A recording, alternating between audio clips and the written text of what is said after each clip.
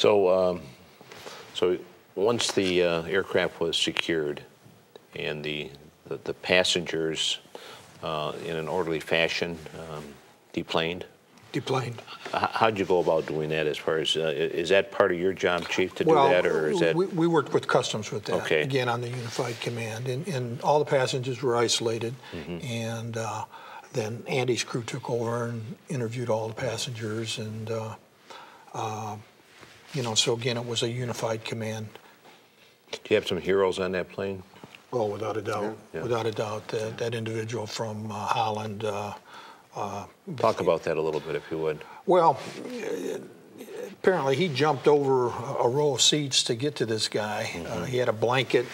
The individual had a blanket up over him, and the smoke was coming out of the blanket. And for whatever reason, this young man from Holland took immediate action. Literally jumped on the guy, ripped the blanket off, threw him down, took his clothes off, and he was certainly a hero. And he was referred to as a hero that day, and in my mind, he's still a hero. And like Andy said, but the grace of God, we're very, very fortunate that that plane didn't come down. How often do you have incidents out at the airport that could be disastrous, you might say? Does it happen very often? An incident of this magnitude? No, thank God. Once a year? No, I wouldn't say that. I mean, our security is, in the 5 years that I've been there, there's only been one such incident like this. We have problems aboard aircraft, alcohol and other related problems, but this was really an eye-opener for everybody and a reminder. We tend to get complacent and not police per se, but I mean the country as a whole since 9/11 I think is was a little bit complacent. And this brought everybody back to reality, I think. So when you looked at the luggage, you want to talk about that a little bit, Andy, as far as how you go through all of the luggage of all of the passengers, and was there anything discovered when you went through that with the bomb detecting canines? Sure, and that was one of the first things when I got out there with Chief Glomb. We noticed that the bags had been offloaded into the terminal, and they were in the terminal. It had not been swept. So we actually brought bomb dogs in and actually got a hit. It turned out to be a false hit, thank God, but we did get a hit on one of the bags, which, of course, we then had to evacuate the terminal. We had everyone lined up to begin interviewing. We had to move the passengers to another area. And we were stretched a little bit thin. I know at that time Chief Glomb's bomb units were, I actually had the plane, clearing the plane. And so we had to bring additional bomb units in to clear all the bags and make sure we didn't have another bomb, another explosive device. So. Andy, if you could, the prosecution now, how do you stand with it? It's, obviously it went to the U.S. Attorney's Office, and was there some talk about it should have gone perhaps on a military yeah, I think that's the big discussion in our country right now, Bill, is, how do you treat these people? That day standing out there with the Unified Command, we're cops. We're law enforcement, and we do what we're trained to do. I've taken full responsibility. That morning I made one decision. The decision was to not Mirandize him initially, and I sent agents into the hospital he was being worked on. The decision was made later that night to Mirandize him, and that was made obviously in Washington. We carried it out. But it's raised a lot of questions as to how do we deal with these people, how do we interrogate them. I don't really know the military system, and I think that's kind of the big unknown. Everybody says we should have done this. Well, and I ask people, well, what's the military system? What benefits does that give us? Nobody can give you that answer. That's so. Yeah, and on that day, one of our. Things were developing very fast, but one of our major concerns was, is this one of many? Right. We have several, international flights coming. Kind of reminds you of 9/11, yeah, correct? And that was one of our major concerns was, is this guy one of several? Right. And it just so happened that the baggage that you were talking about, that was the carry-on luggage from the passengers. And then it just so happens that a flight that came in like 2 hours later also had a disruptive passenger on that flight from Amsterdam. So that turned out to be just someone who had too much to drink. But at that time, you're kind of thinking back to 9/11, right? Exactly. I mean, so I mean, you know, things were, you know, developing very, very rapidly, and the special agent Arena and I talked.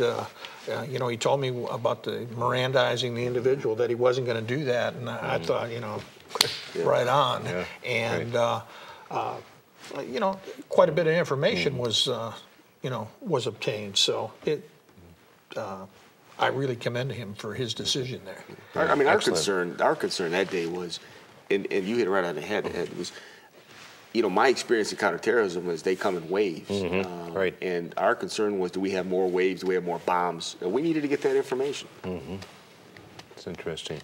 So, you know, the information's out there. I mean, it's been in the news before that, you know, this guy's cooperating with the investigators.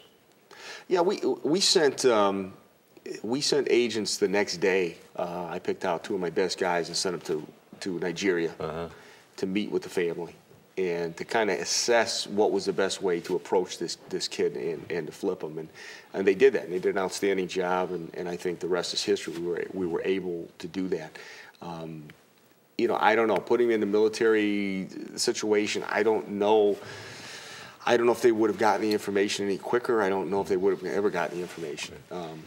Like I said, I think the technique we use actually opened this kid up and you know, caused him to question what he was taught in the training camp. Very good.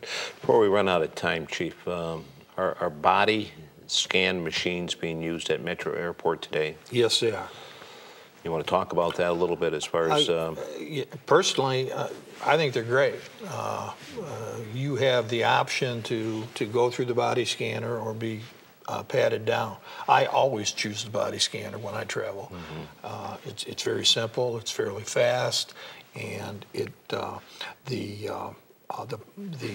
unique thing about it is it examines the whole body, where a metal detector only picks up metal. This picks up everything.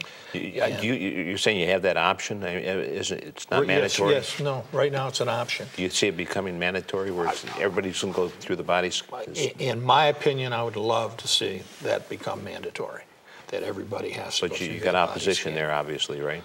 Yes, yes, yes. There's always opposition to intrusion and. You know, to me, it's just if you want to fly, you should have to go through that. If not, take the train or drive. But of course, I don't make those decisions, so that's above my pay grade. But I'm a big supporter of the body scanner. Well, we got less than a minute to go, gentlemen. So if you could, Ed, first you security at Metro Airport. How do we stand? Very well.